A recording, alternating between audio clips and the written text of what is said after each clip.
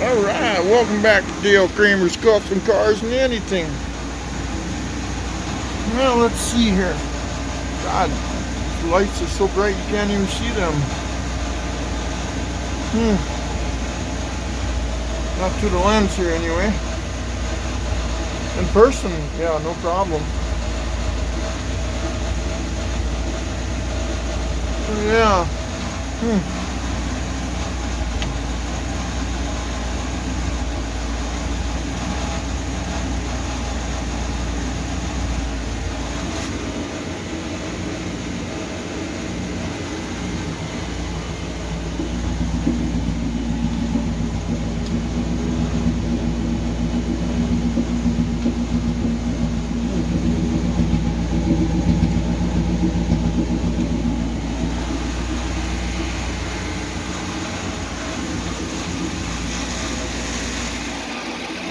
I sort of forgot to tighten up a hose, so I got radiator fluid all over the floor. You know?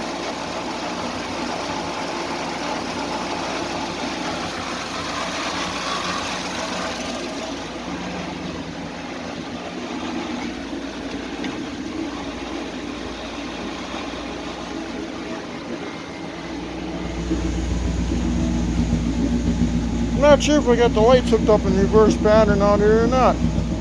I think I do actually. Because now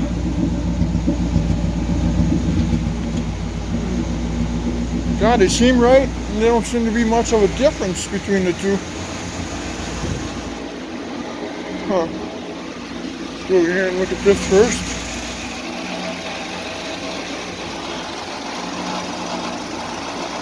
Then another thing I don't like is that these are two-stage bulbs. When I put it on park lights, and the park lights go on, but I like to have the lights going at the same time with the headlights. So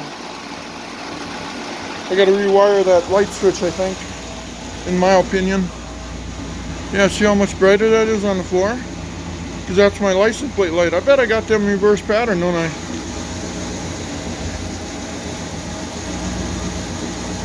I'll shut it off.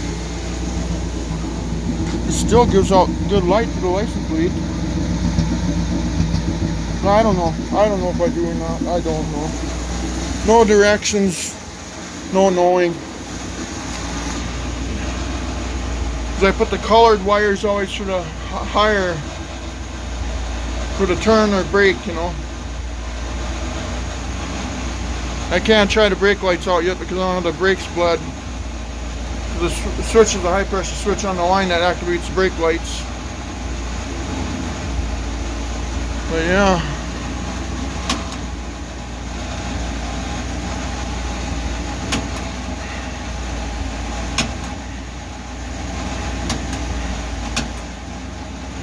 We're getting there, guys. Just another quick video. What I did is I added all my fluids so I could run it for a long period of time. I got to make my drive shaft this week, so I ran it through all the gears with no drive shaft on it. So, let out the transmission really good, I'm sure. That's a good thing. So, but, yeah, that's kind of how it looks. You know. Let's see, high beams. Low beams, high beams, low beams.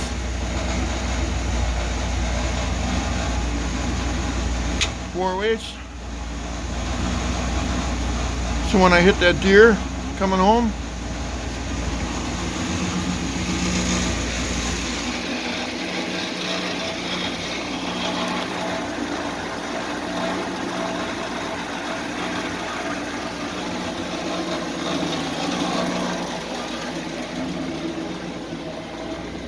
let's look at it from the outside here once.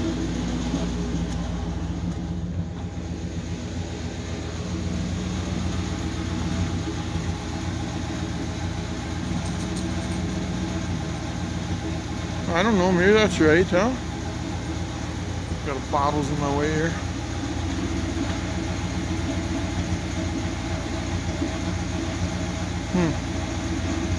Let's try right beam. Right or left or something.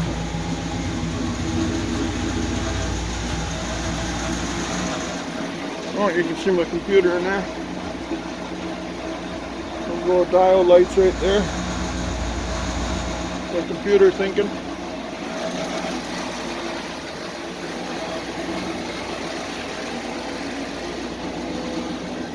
Okay. I'm gonna try a left beam. I'll walk all the way back outside again once. Maybe I got them, because the colored wires I always thought, the black ones were always low, and the red ones were the highs. That's the way I got it hooked up. Yeah, you can see that. Huh. I'm just gonna take it that it's, yeah, it's right. That's the way I'm gonna look at it, you know. You can see that, no problem. I'm taking the left. Right turn would be the same way. Okay, I gotta shut this down. It's getting too much exhaust here right now.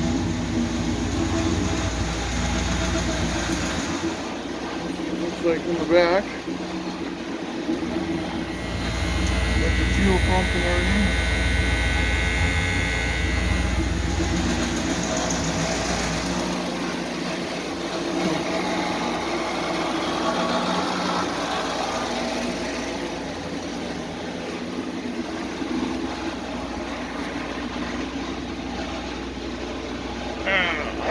Lights off here.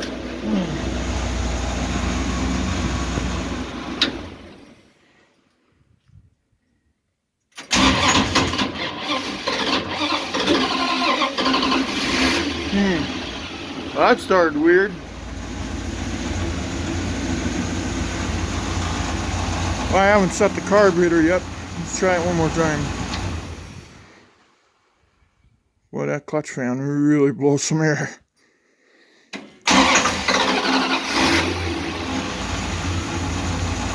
Let her clean out a little bit and then we'll try it again. I'm gonna give her one rev here, quick.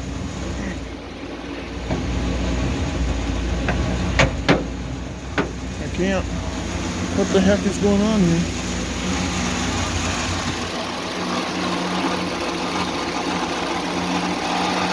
Wow. How did that pop off of there? That's not good. Huh. Gonna give her one rev and the pedal went to the floor and the motor didn't rev up. Another evil bait, cheap knockoff Chinese thing again, I suppose. Yeah, now I better look at that. You don't want to be driving on the highway and stop at a stop sign, lay off the gas, and then that thing falls off. And there you sit because of something stupid.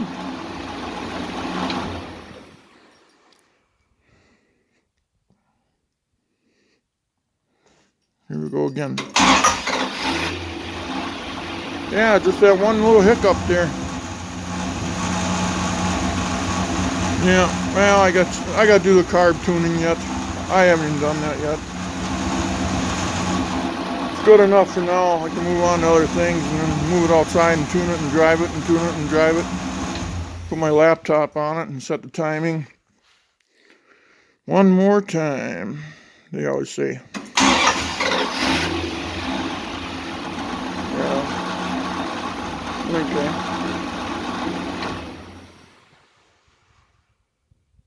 Geez, you can hear that fan. When the motor shuts off, it goes whoosh. Moving a lot of air. Okay, that's enough for one night. Next thing I'll tip over from carbon monoxide poisoning. Probably got some in my blood already.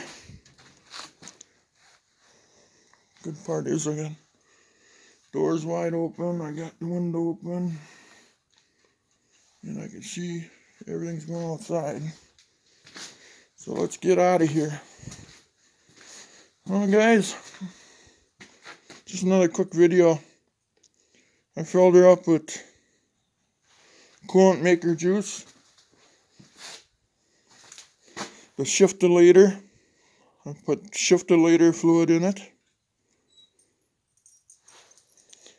And I checked all the gauges. We're running at about 14.54 volts. So I think it's a little high.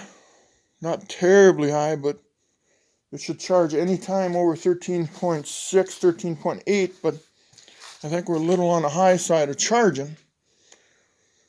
So it might be because of the location of the battery way back here. Sometimes it's that. So I got to double check that. Waiting for hose to get done. They've had it for 3-4 weeks now. 3 weeks, I think.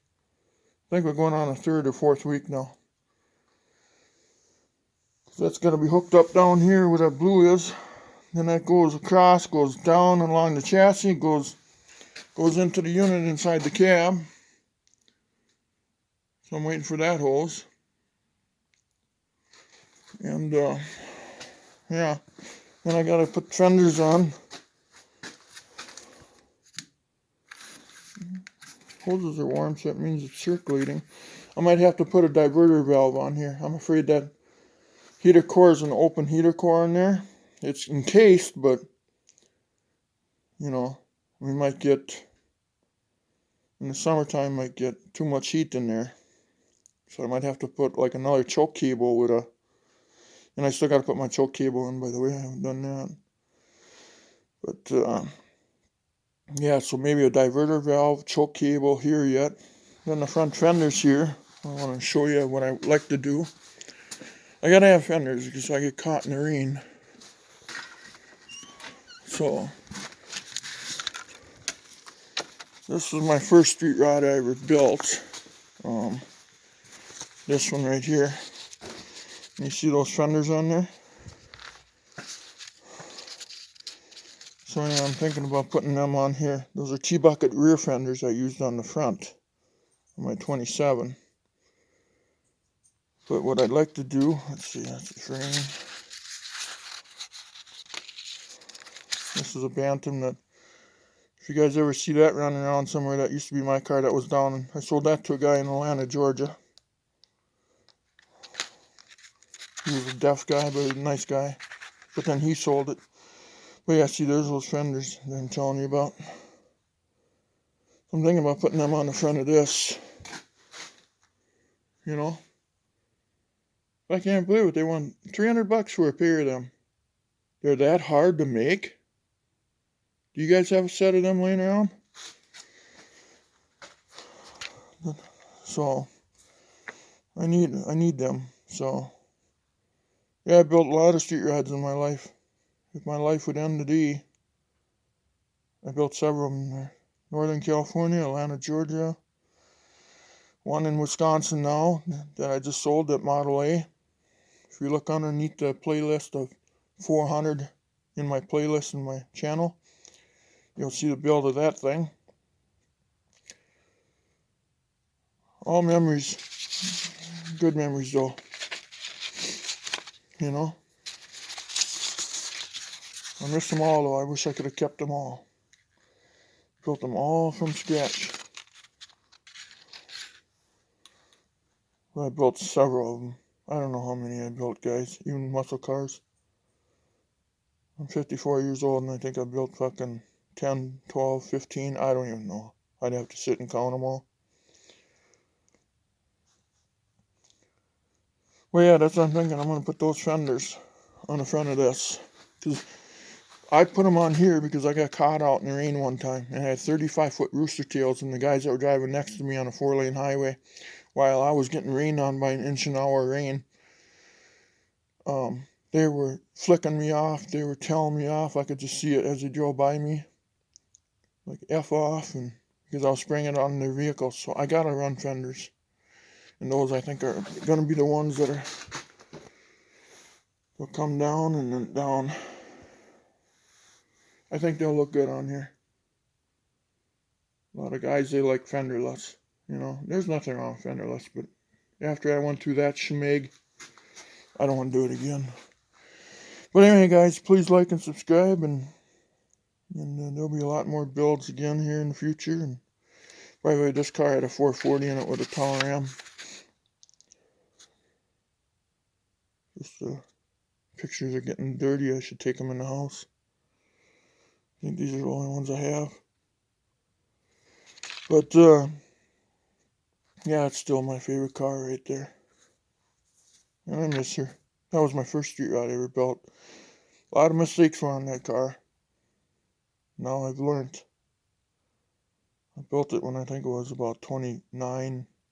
Now I'm 54, and I built several things after that. Before that, I built muscle cars too, so. In high school, I had a 71 Plymouth Dust. I put a 440 in it, 391 gear, 8 3/4, 727. That thing hauled ass, and it was sassy grass green. I don't know where that car is. I sold it to somebody in Hampton, Minnesota. I'd love to find it. I'd like to just know where that went. That was my first car I ever built, was that car. 71 Plymouth Duster, sassy grass green, Hampton, Minnesota. Years ago I sold it to. Wonder where it is. You ever wonder where your old cars are? Any of you guys? I bet you do. Even if you don't build cars and you just watch the channel, you still wonder where did that old car go back in 1959 or 69 or 79 or 89 or whatever. Makes you wonder, doesn't it? And you can't look at the DMV. They won't allow it. They just won't allow you to do that. But yeah, your insurance companies can, but you can't. That's stupid. You can't look at your own stuff. At least in Minnesota, you can't. I don't know what it is like everywhere else. But all old memories, guys. They were good ones. Well, please like and subscribe, guys, if you want, and I sure would appreciate it. To all your car guys out there, good luck on your projects, or if you're looking for one or whatever. May the power be with you, like the Lord would say. So anyway, you guys take care. Love to all. Bye-bye.